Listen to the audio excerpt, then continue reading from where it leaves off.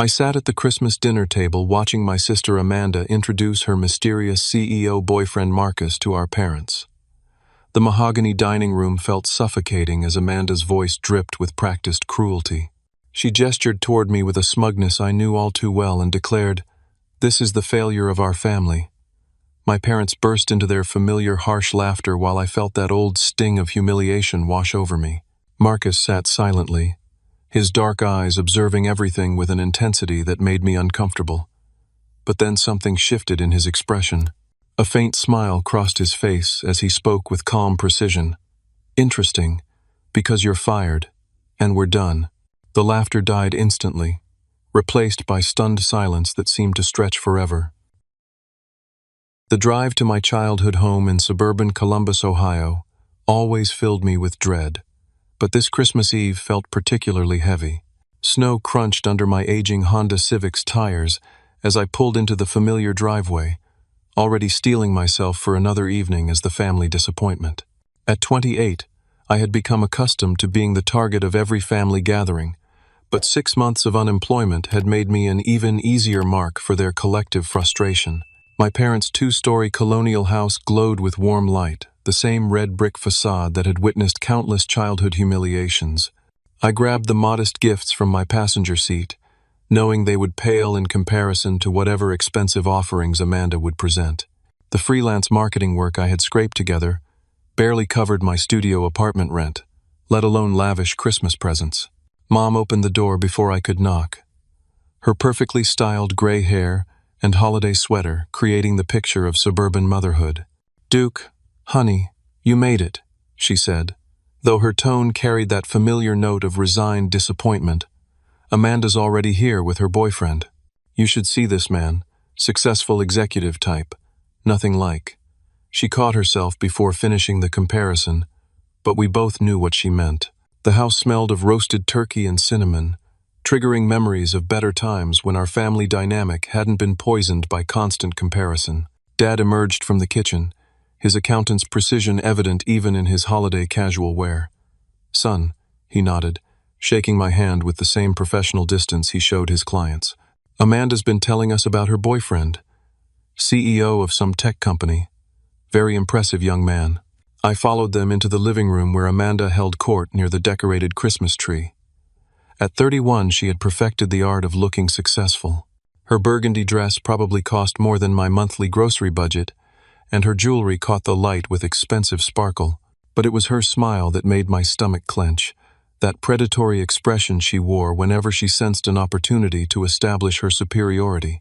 "Duke," she called out with false enthusiasm, "come meet Marcus." She gestured toward the man sitting on our parents' leather sofa, and I found myself studying someone who seemed to command attention without effort. Marcus Thompson appeared to be in his mid-30s, wearing a charcoal gray suit that fit him perfectly. His dark hair was styled conservatively, and his hazel eyes held an intelligence that made me immediately self-conscious about my department store khakis and clearance rack sweater. "Marcus Thompson," he said, standing to shake my hand with a firm grip. His voice was measured, professional, giving nothing away. "Amanda's told me quite a bit about her family." I could only imagine what version of our family history Amanda had shared. She had always been gifted at crafting narratives that painted her as the victim of my inadequacies, transforming my struggles into evidence of her own superiority. "Nice to meet you," I managed, wondering what executive-level position had brought him into Amanda's orbit. Dinner conversation began with the usual interrogation about my job search. Mom served the turkey while Dad carved with surgical precision, both of them wearing expressions of patient disappointment. "Any luck with interviews, Duke?" Dad asked, though his tone suggested he already knew the answer. The market's competitive these days, but persistence usually pays off for people who really want to work. The implication hung in the air like smoke. Amanda jumped in with practiced ease, her voice carrying that syrupy sweetness she used when delivering her cruelest observations. "Duke's always been more of a dreamer than a doer," she explained to Marcus, who continued eating without comment. "Even in college, he had these grandiose plans that never quite worked out. I think he expects opportunities to just fall into his lap." "That's not exactly fair," I started, but Mom was already nodding in agreement with Amanda's assessment.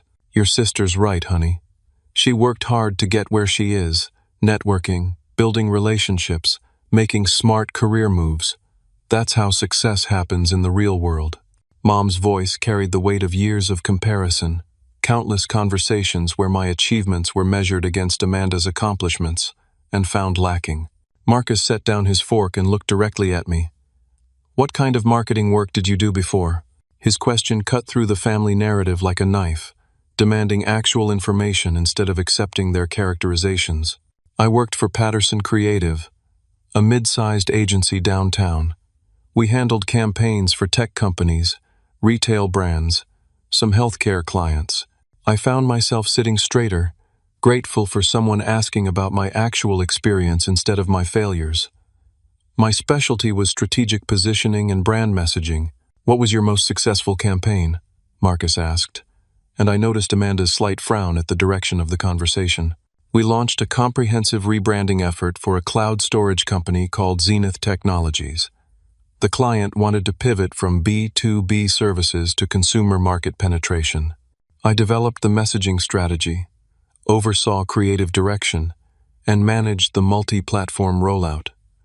The words came easier as I remembered the satisfaction of seeing that campaign succeed. We increased their consumer recognition by 30% in 6 months. Marcus's expression shifted almost imperceptibly, but Amanda was already interrupting. "Duke loves to oversell his contributions," she laughed, the sound sharp and dismissive. "I'm sure there was a whole team working on that project. He probably just handled some administrative tasks and now claims credit for the entire campaign." The familiar shame began creeping up my neck, that automatic response to Amanda's corrections that had been trained into me over decades. But Marcus was still watching me, his attention steady and focused in a way that felt different from my family's dismissive patience. "The Zenith campaign," Marcus repeated thoughtfully. "That's interesting. Very interesting indeed." Amanda seemed to sense the conversation slipping away from her control, and her response was swift and brutal. She launched into what I recognized as her greatest hits collection, a carefully curated selection of my most embarrassing moments designed to establish the family hierarchy once and for all. "Since we're talking about Duke's accomplishments," she began with that razor-sharp smile, "maybe Marcus should hear about his complete track record, like how he changed majors 3 times in college because he couldn't handle the coursework, or how he got fired from his first job out of school for missing deadlines." "Amanda, that's enough," I said quietly, but she was just getting started. "Oh, but it gets better. Remember the girlfriend who broke up with him because he couldn't commit to basic relationship responsibilities? Or the apartment he lost because he spent his security deposit on some get-rich-quick scheme that failed within 2 months?" Amanda's voice grew more animated as she warmed to her subject, clearly enjoying Marcus's attention. Mom and Dad exchanged those familiar looks of parental resignation, the expressions that said they loved me but couldn't understand why I couldn't be more like my successful sister. "Duke's always been the sensitive one," Mom explained to Marcus with the tone she might use to describe a beloved but disappointing pet. "We keep hoping he'll find his direction, but patterns are hard to break. The job he just lost," Dad added with his accountant's precision, "he was let go for incompetence. Not downsizing, not budget cuts, performance issues." He shook his head with practiced disappointment. At his age, a man should be building something, not bouncing from failure to failure. I felt the familiar weight of their judgment pressing down on me, that suffocating sensation of being trapped in a narrative I couldn't escape. "That's not what happened," I tried to explain. "Patterson Creative lost 3 major clients due to market conditions. They had to cut 30% of their staff, and last hired meant first fired. Duke, honey." Mom's voice carried that patient tone she used when explaining obvious truths to someone who refused to understand them. Companies don't let go of valuable employees during tough times. They keep their best people and trim the deadweight. If you'd been essential to their success, Amanda pounced on the opening like a predator sensing wounded prey. Exactly my point. Duke spent so many years making excuses for his failures that he actually believes them now. It's honestly kind of sad to watch. Throughout this systematic destruction of my character, Marcus remained silent, but I noticed his attention never wavered. He wasn't laughing along with my family's cruel entertainment or nodding in agreement with their assessments. Instead, he seemed to be studying the dynamics with the same intensity he might bring to analyzing a complex business problem. "The Zenith Technologies campaign," Marcus said suddenly, cutting through Amanda's monologue about my romantic failures. "You said you developed the messaging strategy for their consumer market pivot." "Yes," I replied, grateful for any escape from the character assassination taking place at our family dinner table. "What was your strategic approach? How did you position them against established competitors like Dropbox and Google Drive?" Marcus's questions were specific, technical, requiring detailed knowledge that couldn't be faked or exaggerated. I found myself leaning forward, energized by the opportunity to discuss actual work instead of my personal shortcomings. We identified a gap in the family sharing market. Most cloud storage services were designed for individual users or business applications, but families needed something different: shared photo albums, collaborative planning tools, secure document sharing for household management. "The emotional positioning?" Marcus prompted. "We called it Your Life, Connected." The campaign focused on life moments, family memories, the ways technology could strengthen relationships instead of complicating them. We used real families in the advertising, showed authentic interactions, avoided the sterile corporate feel that dominated the category. Marcus nodded slowly, and I noticed his expression had changed completely. The polite attention was replaced by something sharper, more focused. "What about the digital strategy? How did you reach your target demographic?" Amanda's patience finally snapped. "This is exactly what I'm talking about," she interrupted with barely contained frustration. "Duke gets carried away with these stories and starts believing his own exaggerations. Marcus, you're just encouraging his delusions of grandeur." But Marcus ignored her completely, keeping his attention fixed on me. "The campaign metrics. Do you remember the performance indicators 6 months post-launch? 30% increase in consumer signups, 18% improvement in brand recognition among families with children, and a 42% boost in social media engagement. The numbers came easily because I had been proud of those results, had actually believed they might lead to career advancement before the layoffs hit." Marcus set down his wine glass with deliberate precision, and the sound seemed to echo in the suddenly quiet dining room. "That's remarkable accuracy for someone who supposedly just handled administrative tasks." Amanda's face flushed red, but before she could respond, Marcus continued speaking in that same measured tone. "I know those numbers because I was tracking them very closely. You see, my company was the client that commissioned that campaign." The silence that followed was so complete, I could hear the grandfather clock ticking in the hallway. Amanda's mouth opened and closed without sound, while my parents looked confused by the sudden shift in conversation. "TechFlow Solutions," Marcus said, watching my face carefully. "We hired Patterson Creative to reposition our cloud storage subsidiary, Zenith Technologies. I personally approved the strategic direction Duke just described, and I watched every metric he just quoted exceed our most optimistic projections. I felt like someone had just told me the sky was actually green. "You're the CEO of TechFlow?" "I am indeed," Marcus replied with that same faint smile I had noticed earlier. "And I've been wondering for the past 6 months why Duke Morrison never responded to our job offer." The revelation hit the dining room like a bomb, shattering the carefully constructed narrative that had governed our family dynamics for years. I stared at Marcus, trying to process what he had just said while my parents looked back and forth between us with growing confusion. "Job offer," I managed to say, my voice barely above a whisper. Marcus pulled out his phone and scrolled through what appeared to be email messages. "I sent 3 separate emails to your Patterson Creative address, offering you the position of Senior Marketing Director with TechFlow Solutions. Starting salary of $95,000, full benefits, stock options, and a team of 6 direct reports." He looked up from his phone with genuine puzzlement. "When you never responded, I assumed you weren't interested or had found something better." My world tilted on its axis. I had never received any job offers, had spent the past 6 months convinced that my work at Patterson Creative had been mediocre at best. I never got those emails. I would have responded immediately. "That position sounds incredible."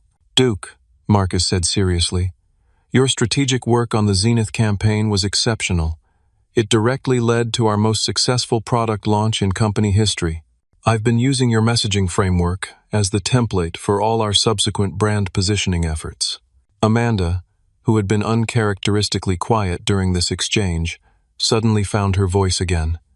"This is obviously some kind of misunderstanding," she said with forced laughter. "Marcus, you're being very kind, but surely you can see that Duke is confused about his actual role in that campaign."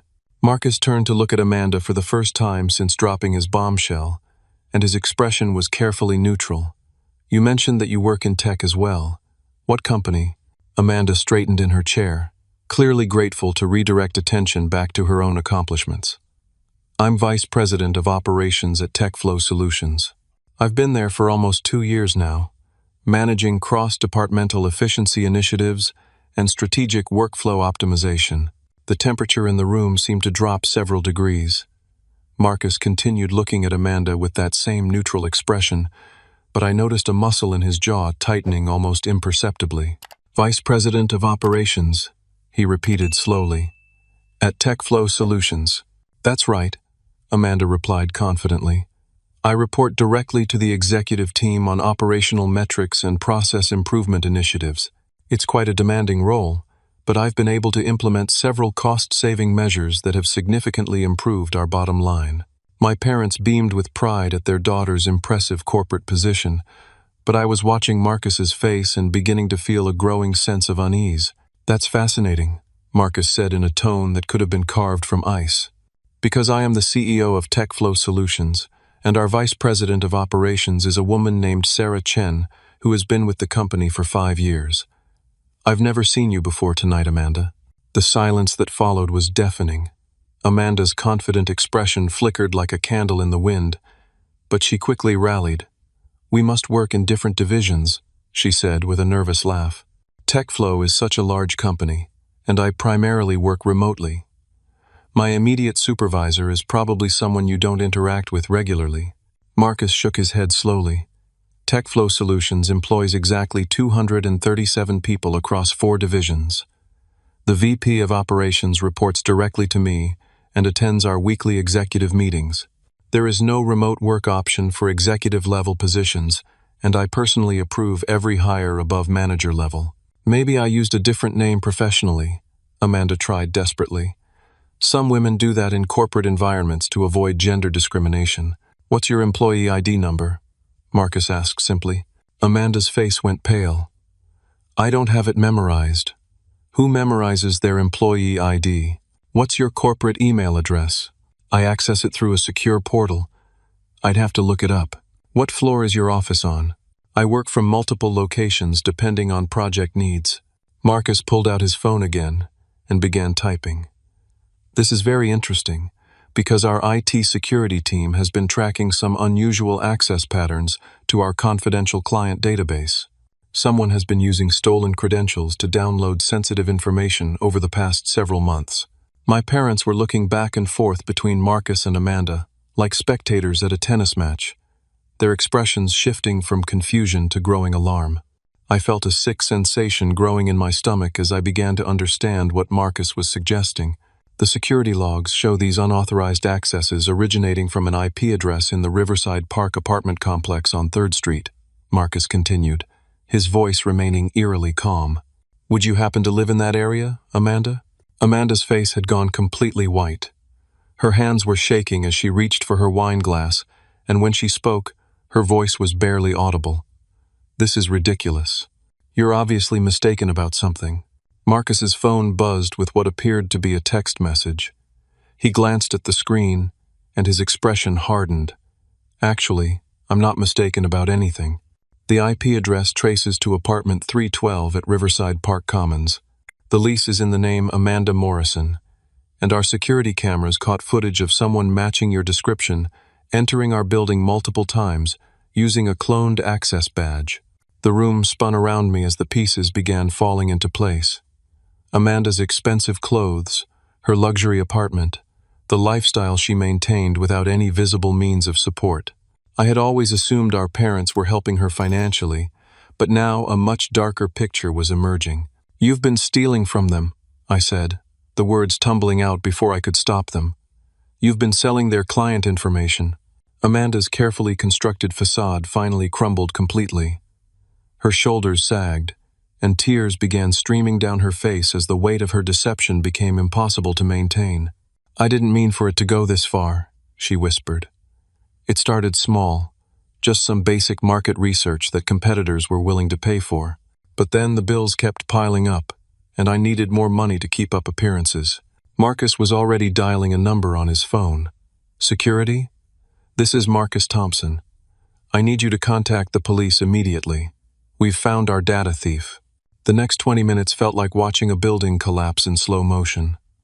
As Marcus spoke quietly with his security team, Amanda's entire fabricated life crumbled around her like a house of cards in a hurricane. Each revelation hit harder than the last, leaving our family reeling from the scope of her deception. "I want to understand the timeline," Marcus said after ending his call with security. His voice had taken on the authoritative tone of a CEO conducting a hostile takeover. "How long have you been impersonating a TechFlow employee?" Amanda wiped her eyes with her napkin, leaving streaks of mascara across the red fabric. 18 months, she admitted in a voice so quiet we had to strain to hear her. "It started when I lost my job at Peterson Marketing. I couldn't face telling everyone I was unemployed again, so I made up the story about TechFlow." "Peterson Marketing," I repeated, feeling another piece of the puzzle click into place. "That's where I sent my resume last year. They said they weren't hiring." Amanda's face crumpled further. "They called me for a reference check since I claimed we worked together at Patterson Creative. I told them you were unreliable, had attitude problems, couldn't work with clients." The betrayal hit me like a physical blow. My own sister had sabotaged my job prospects while building her criminal enterprise on my former employer's reputation. "How many companies did you poison against me?" "I don't know," Amanda sobbed. "Maybe 6 or 7.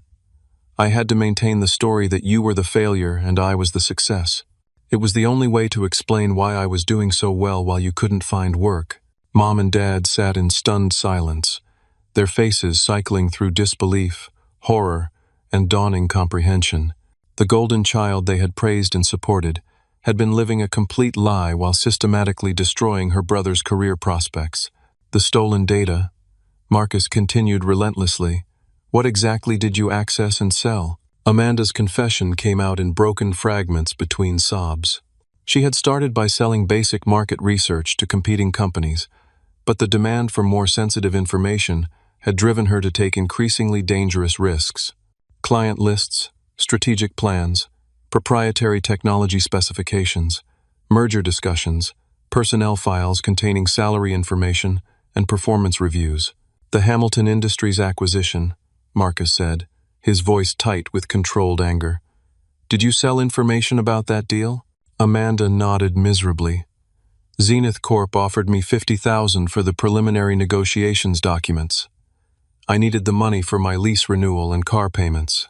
That leak cost us a $200 million acquisition," Marcus said, each word precise and deadly. "Hamilton Industries pulled out of negotiations after their confidential information appeared in a Zenith Corp presentation. We lost 18 months of development work and had to lay off 43 employees." The human cost of Amanda's greed was staggering. Dozens of families had lost their income because she needed to maintain her expensive facade.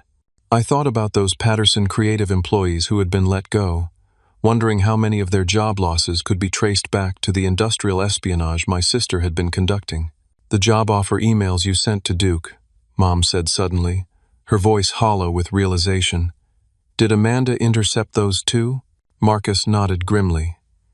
"The security investigation revealed that someone had been monitoring email communications between our executives and former Patterson Creative employees.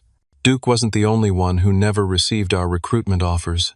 Amanda looked up with red, swollen eyes. "I set up email forwarding from his Patterson account after the layoffs.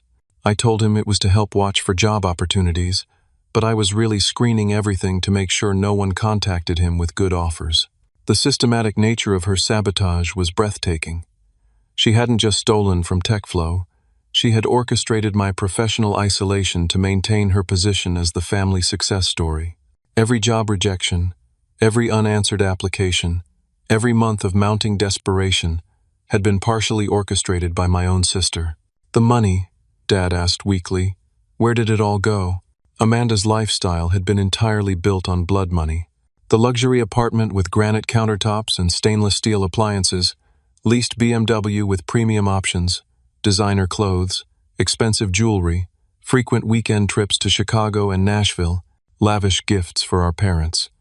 She had been living like a successful executive while systematically destroying the company that her fictional position claimed to serve. I thought I could pay it back, Amanda said desperately. I was looking for legitimate work, trying to find a way to return the money and come clean. But the payments kept getting bigger, and I couldn't afford to stop without losing everything. Marcus's phone rang, and he stepped into the kitchen to take the call. Through the doorway, we could hear him providing detailed information to what sounded like law enforcement officers. When he returned, his expression was grim. The FBI wants to interview you about the Hamilton Industries leak, he told Amanda, that crosses into federal corporate espionage territory. You're looking at potential prison time, not just civil penalties. Amanda collapsed forward onto the table, her body shaking with the magnitude of what she had done. Our parents sat frozen, unable to process the fact that their successful daughter was facing federal charges, while the son they had dismissed as a failure had been the victim of her crimes. Duke, Marcus said, turning to me with an expression of profound regret. I owe you a significant apology. Those recruitment emails should have reached you months ago. If we had conducted a proper investigation into the communication failures, we might have discovered this theft much sooner. I found myself in the surreal position of comforting the CEO, whose company my sister had been robbing. You couldn't have known. Amanda has always been good at managing information and controlling narratives. The doorbell rang, and through the front window, we could see the distinctive red and blue lights of police cars reflecting off the snow-covered street. Amanda's crimes were about to become a matter of public record, and our family's Christmas dinner was about to become evidence in a federal investigation. As the authorities entered our family home, I realized that everything I thought I knew about my life, my family, and my own worth had been built on lies. But for the first time in months, I also felt something else stirring in my chest. Hope. The arrest process was surreal and devastating. 2 FBI agents and a local detective entered our family home with professional courtesy but unmistakable authority. They read Amanda her rights in the same living room where she had spent the evening demolishing my character, and the irony was not lost on anyone present. Amanda Morrison, you're under arrest for corporate espionage, identity theft, wire fraud, and violation of the Computer Fraud and Abuse Act, the lead agent announced as he placed handcuffs around my sister's wrists. The metallic click seemed to echo through the house, a sound that would haunt our family gatherings forever. Amanda sobbed as they led her to the police car, her expensive burgundy dress incongruous with the harsh reality of federal custody. Neighbors emerged from their own holiday celebrations to watch the spectacle, their Christmas lights twinkling cheerfully against the grim scene unfolding on our front lawn. Mom and Dad stood in the doorway like statues, unable to process the complete collapse of their understanding about their children. The daughter they had praised and supported was being loaded into a police car, while the son they had dismissed as worthless was being offered a $95,000 job by the very CEO she had been robbing. After the authorities departed with Amanda and their initial evidence collection, Marcus and I found ourselves alone with my shell-shocked parents in the suddenly quiet house. The Christmas tree lights continued their cheerful blinking, but the holiday magic had been thoroughly destroyed by the evening's revelations. Mr. and Mrs. Morrison, Marcus said gently, I want you to know that Duke is completely innocent in this situation. In fact, he's been the victim of systematic sabotage by someone he trusted completely. Dad sank into his recliner, looking older than I had ever seen him. We've been so wrong about everything. All these years, we've been praising Amanda's success while criticizing Duke for failures that weren't even his fault. The signs were there, Mom said quietly, tears streaming down her face. Amanda never wanted us to visit her workplace, always made excuses when we suggested meeting her colleagues. She insisted on hosting every family gathering at restaurants instead of her apartment. We should have questioned how she could afford such an expensive lifestyle. Marcus pulled out his phone and showed them the actual recruitment emails he had sent to me.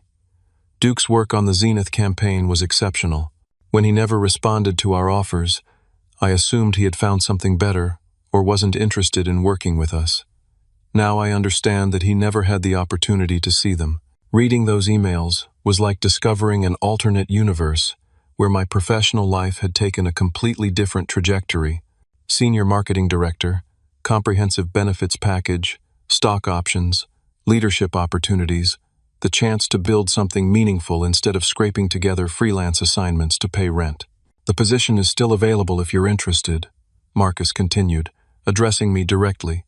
In fact, after tonight's events, I think we need someone with your integrity and strategic thinking, even more than we did 6 months ago. I found myself struggling to respond.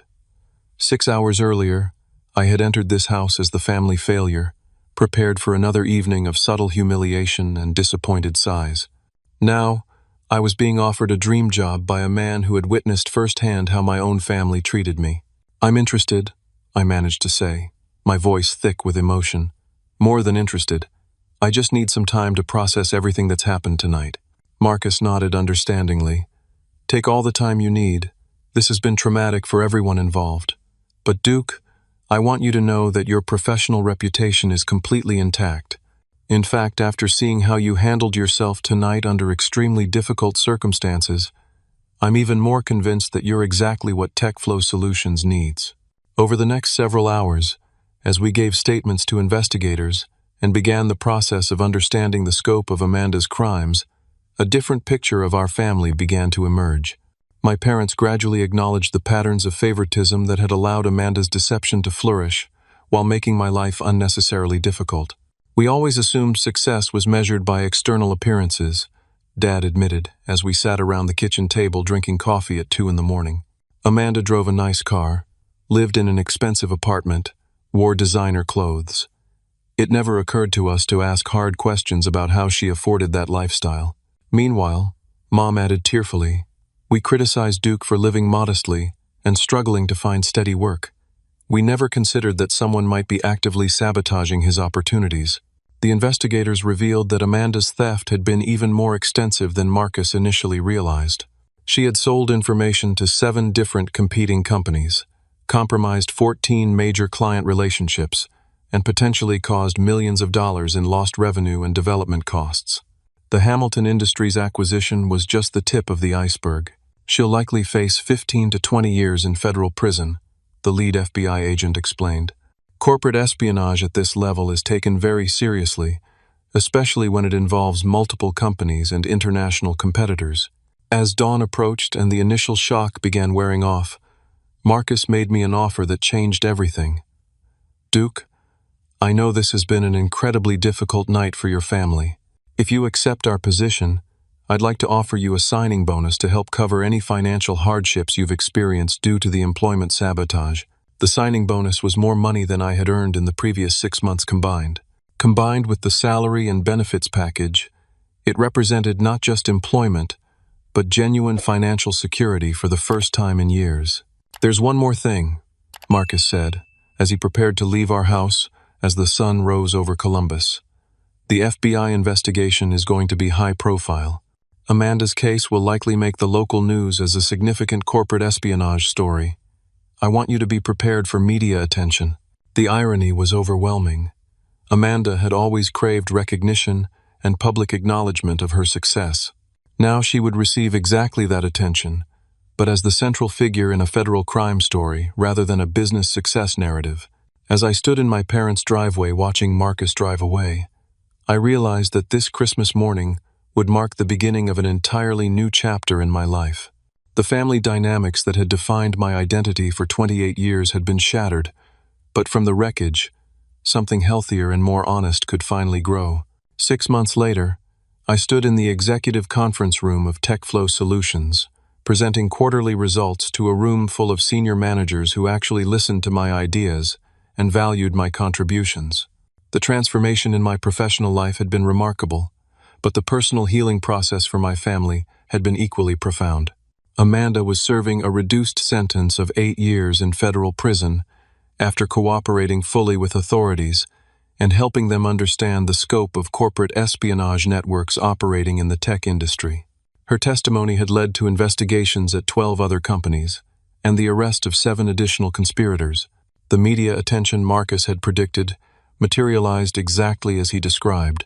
Local woman, sentenced in multi-million-dollar corporate espionage case, had been front-page news in the Columbus Dispatch, complete with Amanda's professional headshot and details about her elaborate deception.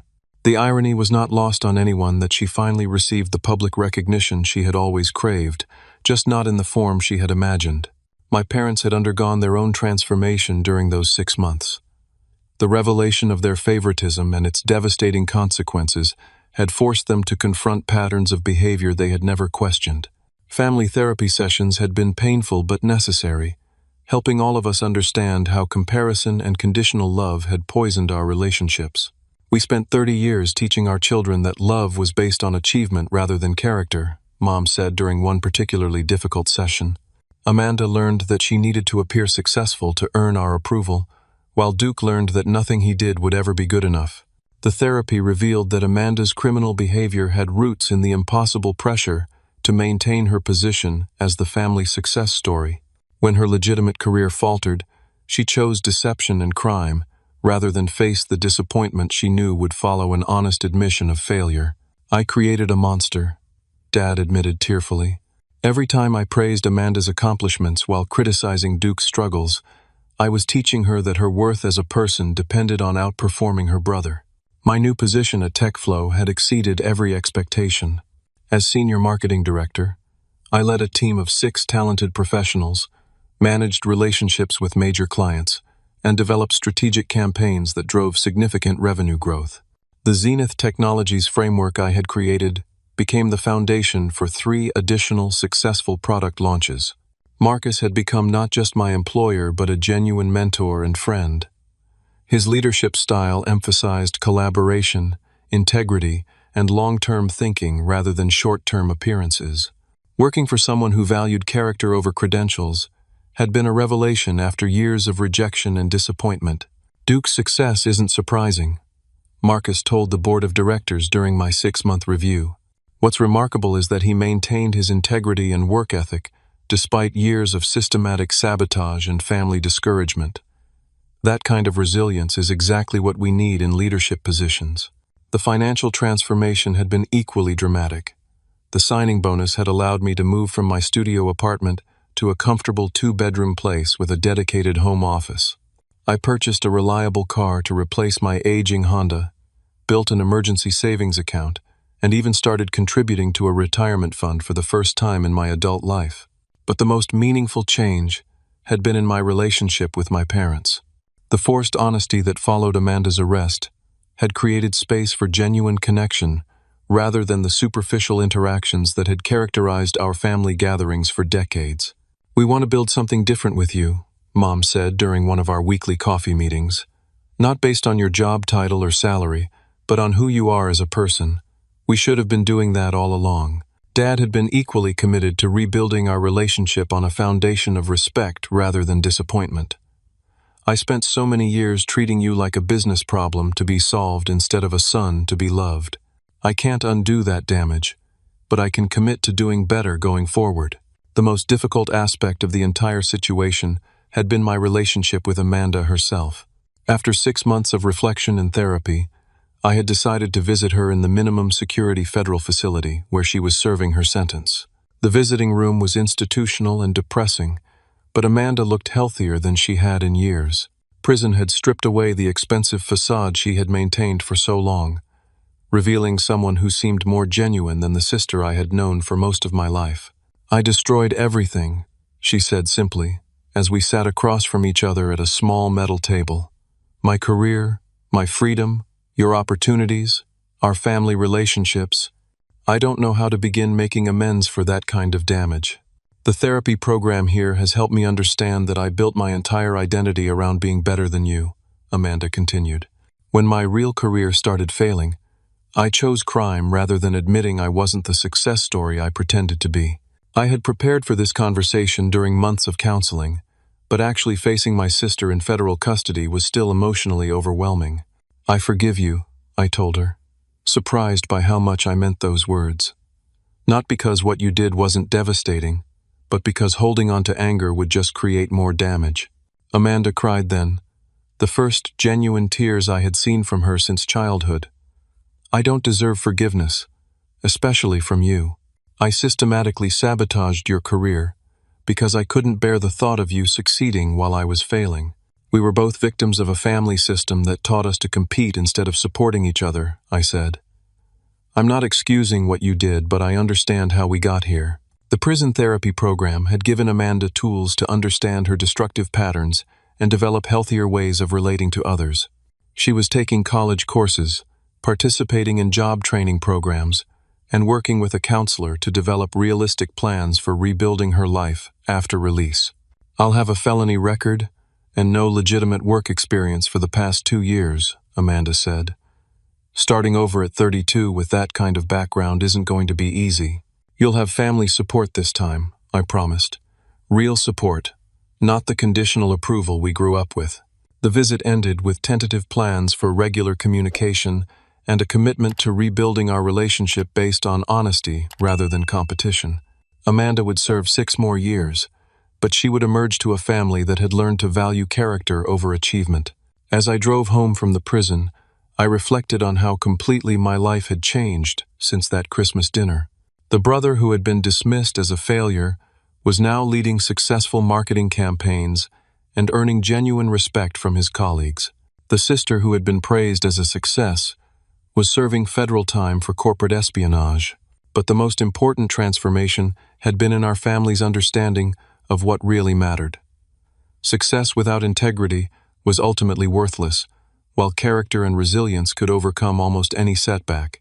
2 years after that life-changing Christmas dinner, I stood before 300 TechFlow Solutions employees at our annual company meeting, delivering the keynote presentation about strategic marketing innovation.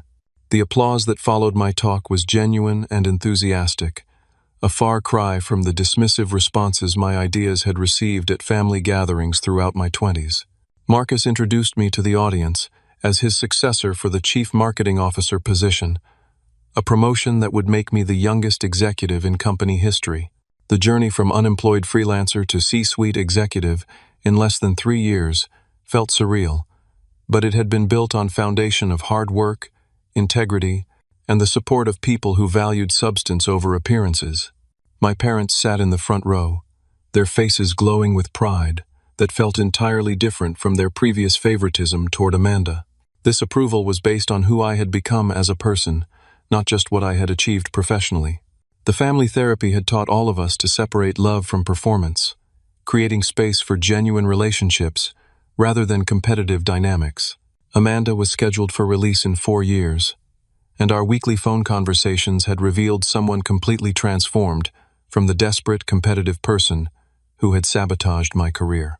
Prison education programs had given her accounting skills and a realistic understanding of how to rebuild a life based on honest work rather than criminal shortcuts.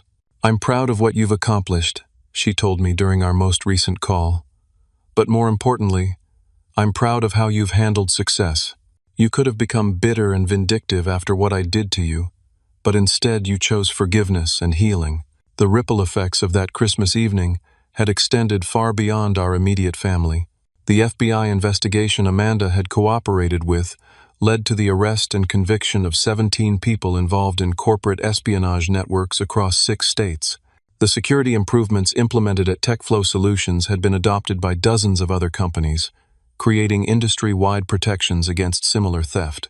Marcus had been promoted to Chief Executive Officer of TechFlow's parent company, partly based on his handling of the espionage crisis and the subsequent security overhaul. His leadership during that difficult period had demonstrated the kind of principled decision-making that boards of directors valued in uncertain times. "Your family situation taught me something important about leadership," Marcus told me during my promotion celebration.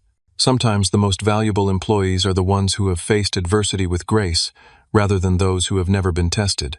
The financial transformation in my life had been substantial, but not excessive. The CMO salary allowed me to purchase a modest house in a good neighborhood, contribute meaningfully to retirement savings, and help support Amanda's educational expenses during her incarceration. But more importantly, financial security had given me the confidence to make decisions based on values rather than desperation. My dating life had also improved dramatically once I stopped approaching relationships from a position of shame and insecurity. Meeting Sarah at a professional conference had led to a healthy partnership with someone who valued my character and integrity rather than my job title or bank account. We were planning to marry the following spring, and Amanda would be able to participate in the ceremony via video call from the federal facility. The most profound change had been in my understanding of success itself. Growing up, I had internalized my family's definition of achievement as external validation, material possessions, and superiority over others. Prison and therapy had taught Amanda that this approach led inevitably to emptiness and self-destruction. Real success is being able to sleep peacefully, knowing that your accomplishments came through honest work and didn't require harming other people, I had learned to tell myself during difficult moments. Everything else is just keeping score in a game that doesn't actually matter. The Christmas dinner that had seemed like my lowest moment had actually been the catalyst for the most important growth in my adult life. Amanda's cruel introduction of me, as the failure of our family, had inadvertently created the conditions for Marcus to discover both her crimes and my sabotaged potential. Standing in my new executive office 2 years later, looking out at the Columbus skyline through floor-to-ceiling windows, I often thought about the unpredictability of life's turning points. A single evening had simultaneously destroyed one person's criminal enterprise and launched another person's legitimate career, simply because truth had finally emerged from years of carefully maintained deception. The life lesson that emerged from our family's crisis was both simple and profound. Authentic success requires authentic effort, authentic relationships demand authentic honesty, and authentic happiness comes from authentic self-acceptance rather than comparison with others. Amanda's rehabilitation in prison had taught her that she was valuable as a person regardless of her achievements or failures. My professional success had taught me that competence and character would eventually be recognized by the right people, even if it took longer than expected. Our parents had learned that conditional love created children who either became desperate people-pleasers or rebellious self-destructors, while unconditional love created adults who could take healthy risks and recover gracefully from inevitable setbacks. The company culture at TechFlow Solutions had also evolved based on lessons learned from the espionage crisis. Marcus implemented mentorship programs, transparent communication policies, and advancement opportunities based on merit rather than politics. The workplace became a model for how organizations could create success through collaboration rather than internal competition. As I prepared for my new role as Chief Marketing Officer, I often reflected on how different my life might have been if Amanda's crimes had never been discovered. I would probably still be struggling with freelance work, wondering why my career had stalled while accepting my family's assessment of my limitations. Instead, I had learned that my worth as a person was independent of my professional achievements, that honest work created lasting satisfaction in ways that shortcuts never could, and that forgiveness was ultimately more powerful than revenge in creating the kind of life worth living. The Christmas dinner that began with humiliation had ended with justice, redemption, and hope for everyone involved, not because of any miracle or unlikely coincidence, but because truth has a way of emerging when people are finally ready to face it honestly. Have you ever experienced a moment when everything you believed about yourself or your family turned out to be based on lies or misunderstandings? How did you find the strength to rebuild your relationships and your self-worth after discovering such painful truths? Share your thoughts in the comments below, and remember that sometimes our lowest moments can become the foundation for our greatest growth. If this story resonated with you, please give it a like to help others find it when they need encouragement about overcoming family dysfunction or workplace betrayal. Subscribe to hear more stories about finding strength through adversity and building authentic success through honest effort. And please, share this with anyone who might need to hear that their worth isn't determined by other people's opinions or sabotage. Thank you for listening to this journey of family healing and personal redemption. Remember that truth always has more power than deception. Character matters more than appearances, and forgiveness can set both the forgiven and the forgiver free to build better lives. Until next time, may your own story be filled with honest relationships, meaningful work, and the peace that comes from living authentically.